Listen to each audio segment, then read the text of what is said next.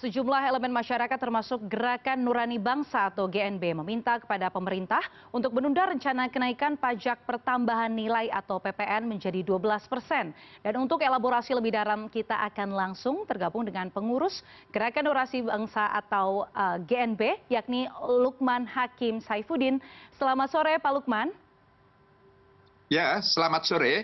Oke Pak Lukman, ini koreksi kalau saya salah, tetapi pada 27 Desember lalu Pak Lukman bersama teman-teman GNB ini sempat bertemu informasinya dengan Menteri Keuangan Sri Mulyani. Nah lalu bagaimana sebenarnya Pak hasil pertemuan itu? Apa saja yang disampaikan oleh GNB dan apa perspektif dari Kementerian Keuangan yang disampaikan dalam pertemuan itu? Pak Lukman silakan. Ya, baik, terima kasih. Gerakan Nurani Bangsa adalah forum ya, kumpulan dari sejumlah tokoh, sebagian besar adalah tokoh agamawan, para pemuka agama, sebagian yang lain adalah akademisi, juga ada budayawan. Jadi kami dari beragam latar belakang disatukan dengan keinginan bagaimana agar eksistensi bangsa, keutuhan, persatuan dan kesatuan bangsa ini tetap terjaga dan terpelihara dengan baik. Itulah yang lalu kemudian menyatukan kami di Gerakan Nurani Bangsa. Nah, terkait dengan adanya rencana pemerintah untuk menaikkan PPN menjadi 12%, kami memang sebagian besar anggota GNB itu menerima banyak sekali masukan dari masyarakat.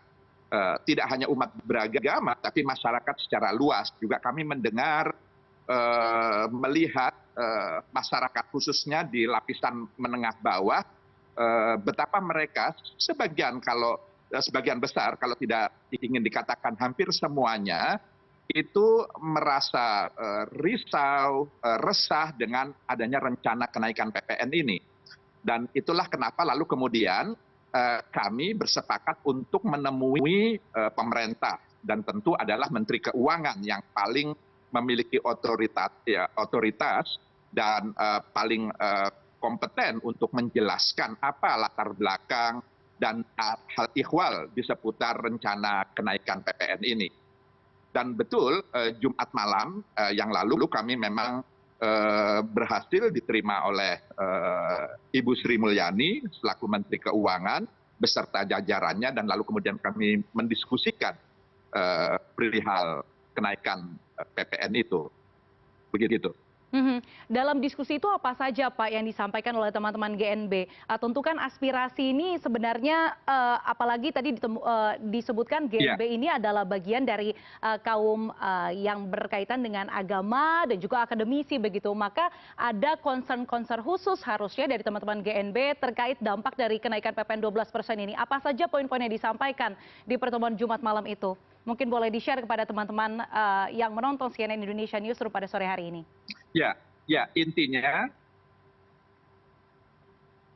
Intinya kami menyampaikan apa yang kami dapatkan sebagai aspirasi masyarakat yang hakikatnya adalah sangat berkeberatan dengan adanya rencana kenaikan ini.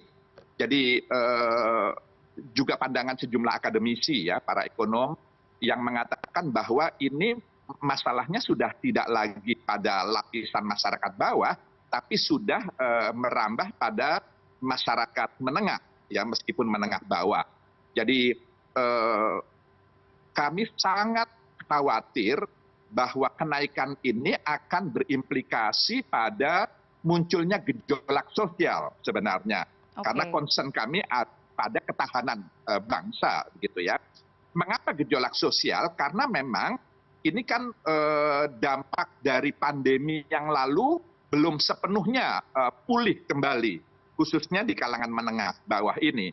Jadi mereka masih belum normal, tapi lalu kemudian sudah dihadapkan di tahun depan, kalau rencana ini benar-benar dilaksanakan, itu akan menambah kesulitan mereka. Karena kita tahu daya beli masyarakat sekarang sudah melemah, inflasi juga sudah dirasakan, dan ini akan menambah beban yang tidak sederhana, karena juga kami mendengar rencana pemerintah di tahun 2025 itu juga akan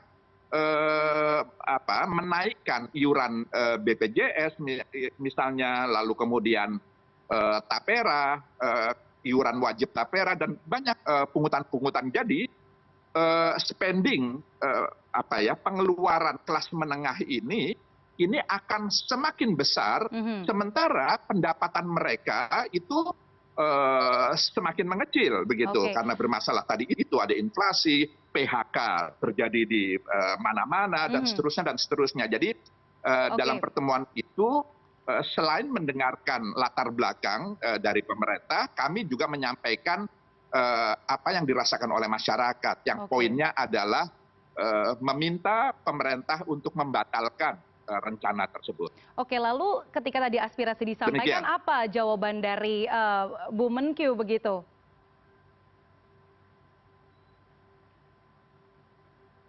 Ya, Bu Menkyu sangat memahami.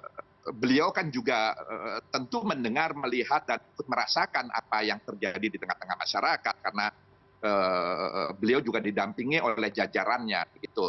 Jadi meskipun beliau mengatakan bahwa ini sudah menjadi keputusan kesepakatan bersama DPR, antara pemerintah dengan DPR, dan ini adalah sesuatu yang tidak hanya sekedar sudah diputuskan, tapi ini juga menyangkut kredibilitas pemerintah kalau lalu kemudian pemerintah berubah-ubah kebijakannya. Misalnya kalau ini dibatalkan, lalu kemudian ada kesan seakan-akan pemerintah ini kurang kredibel, karena lalu kemudian kebijakannya itu mudah bergonta-ganti. Saya mengatakan bahwa hal seperti itu tergantung dari perspektif kita. Kita mau melihatnya seperti apa. Saya mengatakan perubahan kebijakan itu juga bisa dinilai sangat positif, karena masyarakat lalu kemudian juga bisa menilai bahwa pemerintah ini cukup sensitif, ikut mendengar, melihat, dan merasakan apa yang dialami oleh masyarakatnya, khususnya kalangan menengah bawah ini.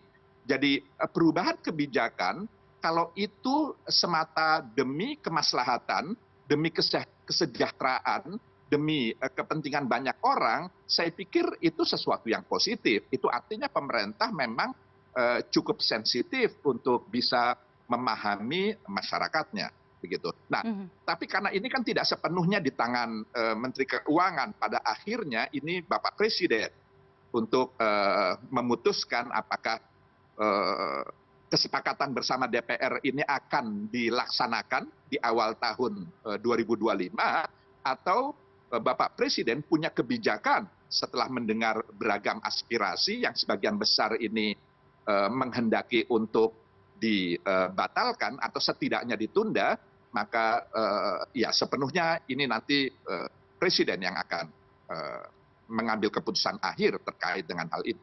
Oke, ini sebenarnya menarik ya Pak Lukman, di 2 bulan pemerintahan Presiden Prabowo Subianto sebenarnya ada sejumlah perketatan untuk bisa memaksimalkan yang namanya penerimaan negara. Sebut saja PPN 12%, kemudian juga ada surat edaran untuk bisa memperketat para pejabat negara untuk tidak keluar negeri sembarangan begitu Pak. Nah ini sebenarnya menurut GNB sendiri apa sih contoh nyata untuk bisa melakukan efisiensi dalam mengelola anggaran negara ini supaya lebih efektif dan efisien begitu? Iya, ya tentu kami di GNB itu sangat mengapresiasi kebijakan Presiden melakukan efisiensi, ya, penghematan, misalnya tadi yang disebutkan perjalanan dinas gitu, penghematan di situ, karena ini juga sangat positif bagi masyarakat.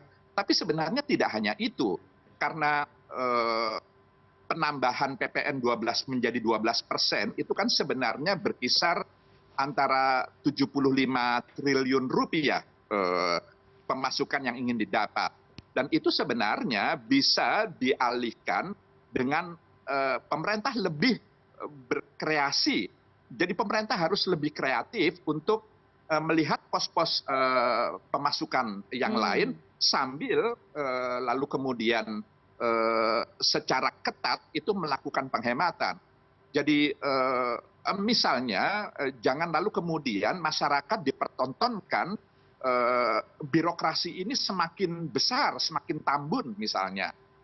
kementerian lembaga semakin banyak yang itu berimplikasi pada penambahan para pejabat-pejabat.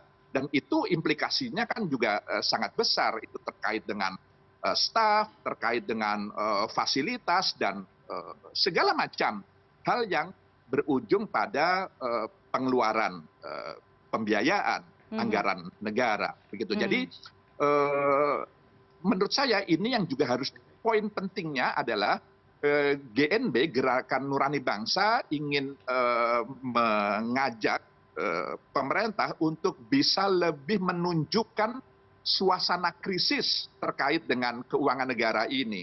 Supaya lalu kemudian masyarakat juga bisa memahami dan mengerti kondisinya.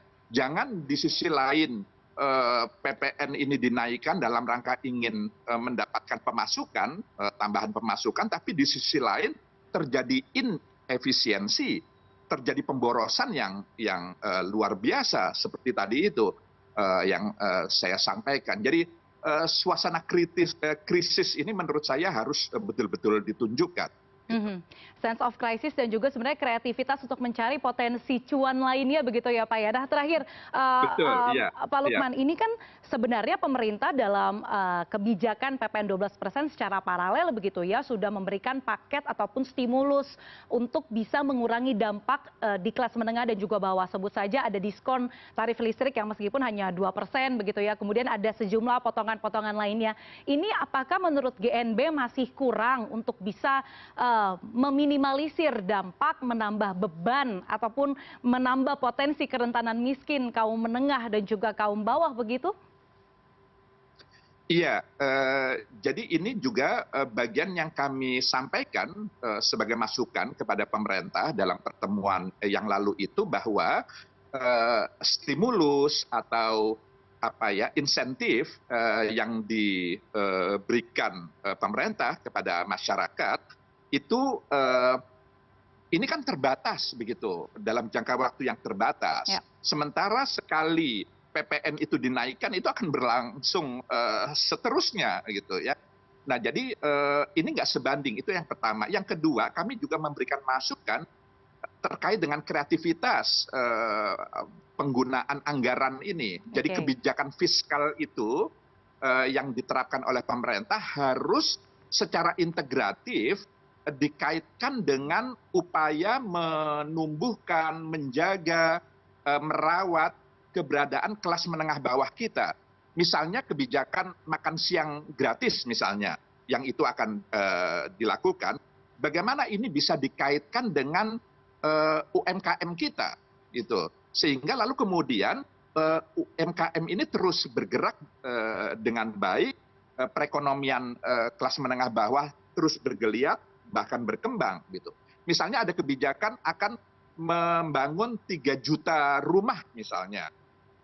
Bagaimana kebijakan seperti itu dikaitkan dengan penetapan kontraktor-kontraktor dari kalangan menengah bawah, begitu. Sehingga lalu kemudian secara integratif itu terkait. Jadi kebijakan-kebijakan fiskal itu yang kami sampaikan adalah bagaimana itu dikaitkan dengan UMKM, dikaitkan dengan kelas menengah bawah kita yang memang kondisinya sekarang ini cukup rentan gitu, karena seperti tadi itu, ini dampak pandemi belum kembali normal seperti sedia kala, tapi lalu kemudian inflasi sudah terjadi, daya beli semakin melemah, dan banyak persoalan yang mereka hadapi begitu.